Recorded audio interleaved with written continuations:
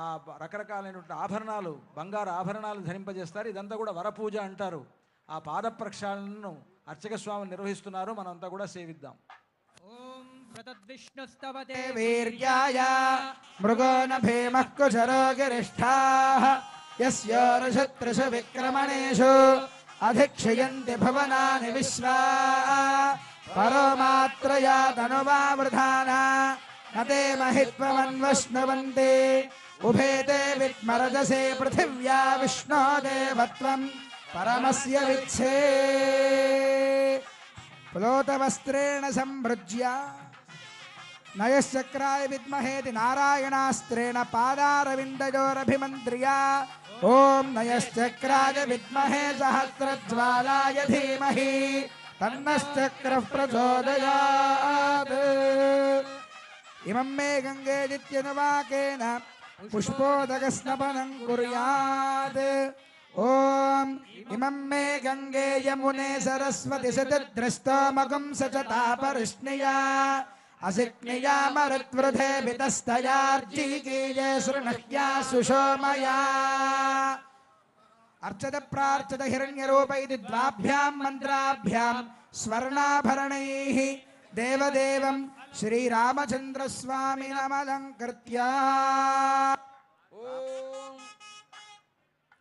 భరతునకు చేయిస్తి పచ్చల పతకము రామచంద్ర, ఆ పతకమునకు పట్టే 10,000 వరహాలు రామచంద్ర.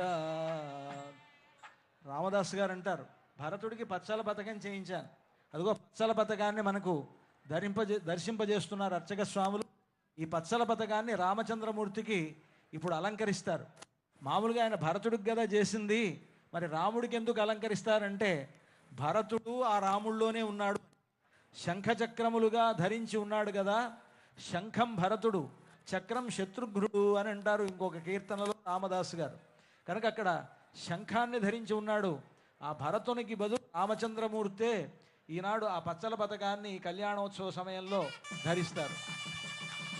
ఓం అర్చత ప్రార్చత ప్రియమేధాసో అర్చత అర్చంతపుత్రకా ఉదపురన్న ధృష్వర్చత అర్చత ప్రార్చత.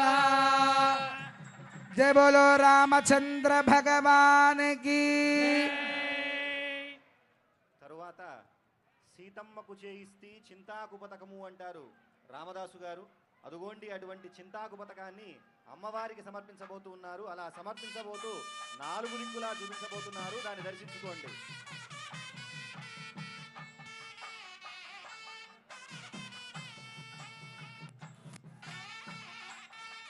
ఎంతో ప్రేమతో చేయించారు రామదాసు గారు. ఆ ఆభరణాలు ఇప్పుడు మనం దాని విలువ తక్కువ అనుకోవచ్చు, కానీ చారిత్రకమైనటువంటి ప్రసిద్ధి ముందు ఆ విలువ అనేది దిగదుడుపుగా ఉంటుంది. అటువంటి గొప్పనైనటువంటి దివ్యమైనటువంటి ఆభరణాలను ఇప్పుడు స్వామివారికి అమ్మవారికి సమర్పించబోతూ ఉన్నారు.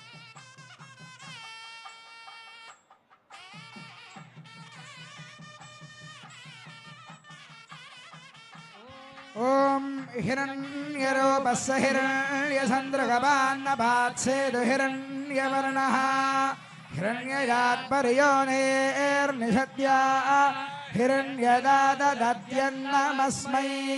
జయ బోలో సీతా మహాలక్ష్మీ మయ్యాకి.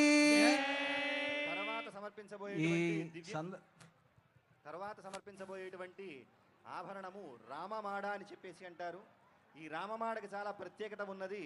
మనకి ఆనాడు రామచంద్రమూర్తి రామదాసు గారు కారాగారంలో ఉన్నటువంటి సమయంలో 12 సంవత్సరాల పాటు భరించలేని కఠిన శిక్షలను అనుభవించినప్పటికీ కూడా ఏనాటికైనా సరే రాముడు వస్తాడు, నన్ను తప్పక రక్షిస్తాడనేటువంటి నమ్మకాన్ని ఉంచుకొని ఆయన్నే కీర్తిస్తూ ఉన్నాడు. ఆ సందర్భంలో రామచంద్రమూర్తి మనసు కరిగి తన తమ్ముడైనటువంటి లక్ష్మణస్వామితో కూడా రామోజీ లక్ష్మోజీ అనేటువంటి సిపాయి రూపంలో అర్ధరాత్రి సమయంలో తానీషా దగ్గరకు వెళ్ళి రామదాసు గారు ఆలయం నిర్మించడానికి 6 లక్షల వెండి నాణ్యాలను ఖర్చు చేస్తే 6 లక్షల బంగారు మాడల్ని ఇచ్చి రామదాసు గారిని చరణించి విడిపించారని చెప్పి మనకి చరిత్ర చెబుతోంది. ఆ చరిత్రకు సాక్ష్యంగా నిలిచినటువంటి రామమాడ ఒక పక్క రామచంద్రమూర్తి యొక్క పట్టాభిషేక ముద్ర, వెనక పక్క హనుమంతుడి ముద్ర ఉన్నటువంటి ఆ రామమాడను నలుదిక్కులా చూపిస్తున్నారు. భక్తులందరూ కూడా దర్శనం చేసుకోండి. దానివల్ల రామానుగ్రహం మనం పొందవచ్చు.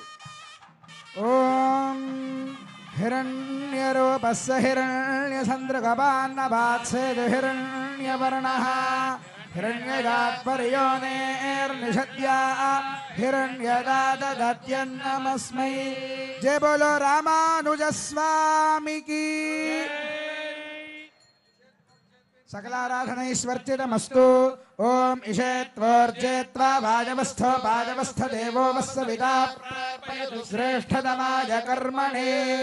अथ मधुपर्कं दधि मधु सम्मिश्रं स्वर्णपात्रे निधाय पवित्रं निधाय अमृतोपस्तरणमसीत्यपस्समर्प्य इदं विष्णुर्मधुवादायेति द्वाभ्यां मन्त्राभ्यां मधुपर्कमभिमन्त्र्या।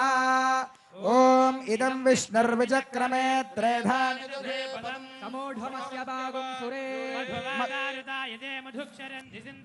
माध्वेर्नः संवोषधे मधुनग्नमुदोषसि मधुमत्पार्थिवगुम्रजः मधुमान्नो वनस्पतिर्मधुमागम् अस्तु सूर्यः सकुर्मूलमन्त्रेण द्विस्तूष्णीं विराजो दोहमसीया तूष्णीं चतुर्थमाचमनीयम् तदनन्तरं इमं वस्त्राणीति वस्त्रं दद्यात्।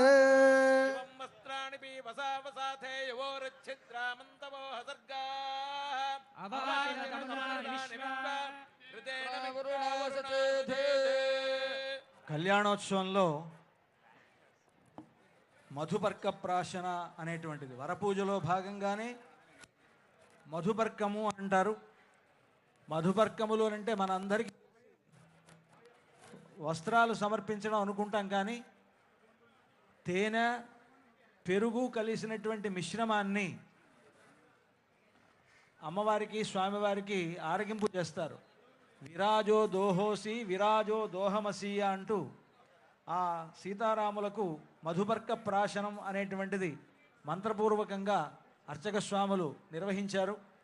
ఈ మధుపర్క ప్రాశన అయిన తరువాత ఇక్కడ వస్త్రాలు సమర్పించడం అనేటువంటిది ఆచారం. కనుక మన వాళ్ళంతా కూడా ఏమనుకుంటారంటే మధుపర్కాలు అని అంటే వస్త్రాలకే మధుపర్కాలు అనేటువంటి పేరు పెట్టారు. పెళ్ళిళ్ళలో మధుపర్కము అని అంటే పెరుగు తేనె కలిసినటువంటి మిశ్రమం. కానీ మనం పెళ్ళిళ్ళలో ఏం చేస్తారు, మధుపర్కాలు ఇచ్చారా అంటారు. అదే మధుపర్కాలు ఇవ్వడం అంటే ఏమిటంటే మధుపర్కాలకు ఇచ్చేటప్పుడు ఇచ్చేటువంటి వస్త్రాలు అని అర్థం. ఆ తేనె పెరుగు కలిసినటువంటి ఆ మధుపర్కాన్ని ఇచ్చిన తర్వాత వస్త్రాలు సమర్పించడం సంప్రదాయం కనుక ఆ వస్త్రాలకి మధుపర్క వస్త్రాలు అనేటువంటి పేరు వచ్చాయి. ఇప్పుడు ఈ సీతారాముల కళ్యాణ సందర్భంగా మనకు ఈ మధుపర్క వస్త్రాలను సమర్పిస్తారు. మన తెలంగాణ రాష్ట్ర ప్రభుత్వం తరఫున మన గౌరవ ముఖ్యమంత్రి వర్యులు రేవంత్ రెడ్డి గారు రాబోతూ ఉన్నారు.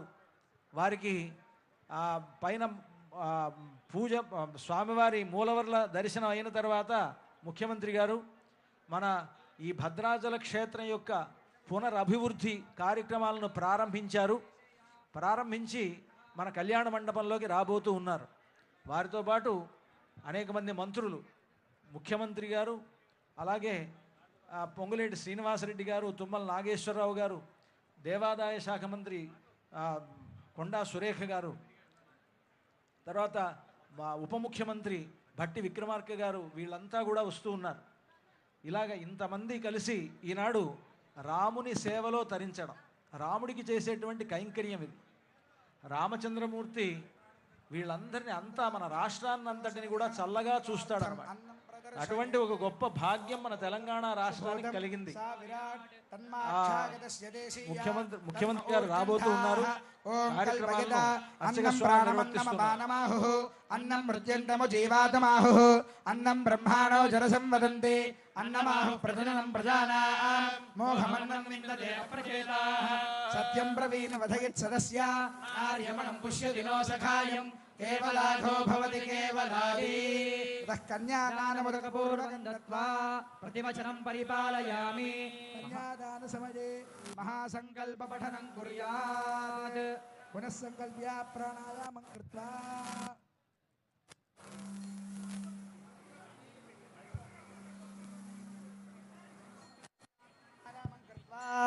ఓం ఓం ఓం శ్రీమదఖిలాండకోటి బ్రహ్మాండ నాయకస్య దేవత సీతా లక్ష్మణ సమేత శ్రీరామచంద్ర స్వామినః